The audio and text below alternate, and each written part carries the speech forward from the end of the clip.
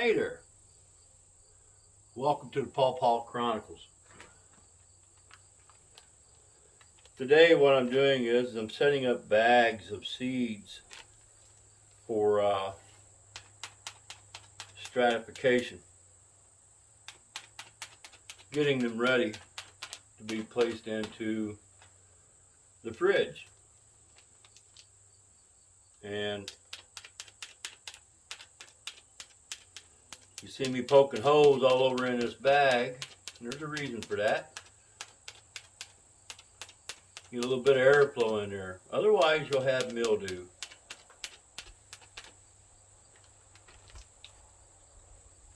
By the way, welcome to the Paw Chronicles. That's a bag of paws. There's 87 of them in there. Oh.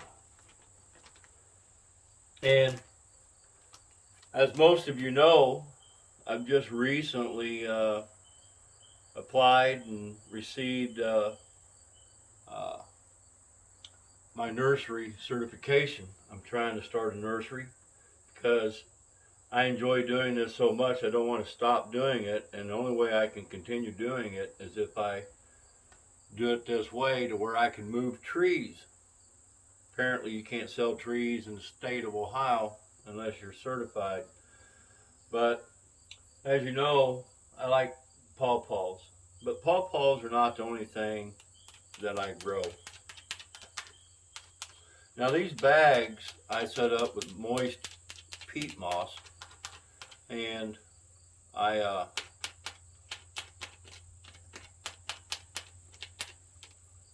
once I got them in there, the seeds in there, I went ahead and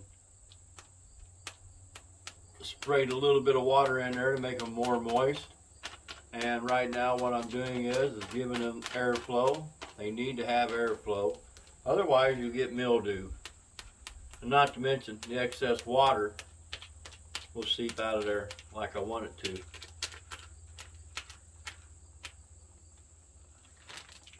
That right there, by the way, is a bag of chestnuts, La Roca. Supposed to be a really sweet chestnut, a good eating chestnut. And we've got another bag right here. This right here is sawtooth oaks.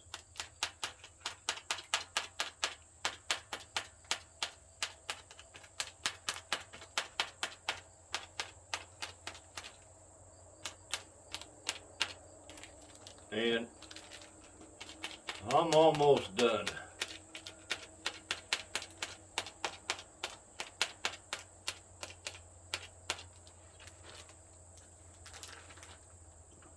And another bag of paws, 87. This year I'll be stratifying 174 paws.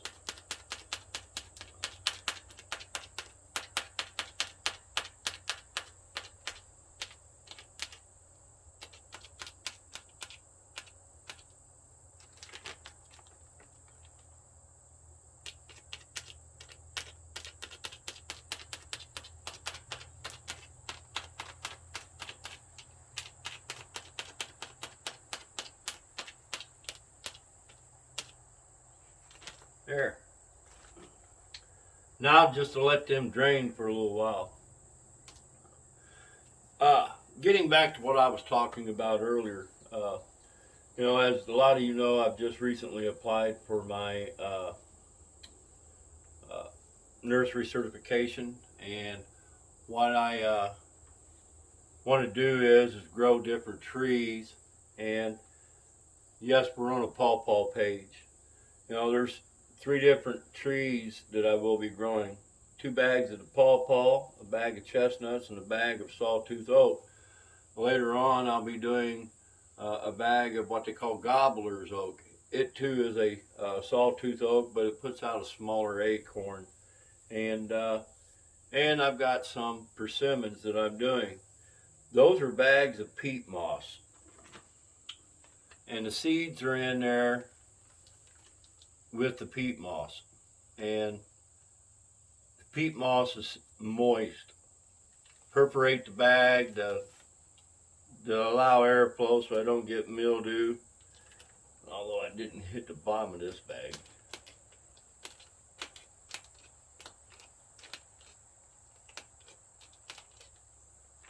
And we just want to try and get these stratified. You know, a lot of people ask a lot of questions about pawpaws and all that. You know, I'm going to just talk about pawpaws for just a second. You know, pawpaw is a seed that can really test your patience. The seed from the pawpaw, that is, you know, you plant it into the ground this year, and come springtime, you're not seeing any growth, and you become concerned, and you think to yourself, well, they didn't germinate. Well, pawpaw, when you plant them out in the wild like that, for this area right here, it'll be about the end of July, beginning of August before they come up out of the ground. By me stratifying them inside the refrigerator, my pawpaws come up about the beginning of April. And by the time growing season comes in, they've got a pretty good jump as far as how much they're going to grow. Now, I've got pawpaw seedlings out there right now that I germinated in the pawpaw pen. Some of them are already about that tall, about a foot tall. You know, the old adage to pawpaw is first year sleep, second year creep, third year leap. And I guess come next year, being as they're already, like I said, about that tall, they're going to be in between the creep and the leap period. That's when they'll take on some growth, and then it'll be time for them to go dormant. And then in that second year, they're really going to leap. They're going to put some size on them. And that's something that I wanted to share with you about. You know, how long does it take for the seed to germinate as far as stratification? What is stratification? Stratification is a cold period. And it's kind of like across the board. You got a bee flying around here. I got persimmons in there also, and I got them set up in paper towels in a baggie with just a corner of that baggie left open for that airflow for them. I didn't put them in peat moss because I've done that before. You lose a lot of seed. You misplace seed inside that peat moss. But anyways, that pawpaw can test your patience as far as growing. But once they get to growing, you know, you get pleased with them. You get tickled with the idea that they're growing for you. And by the way, the seeds that I have right there, I labeled those seeds as jumbo.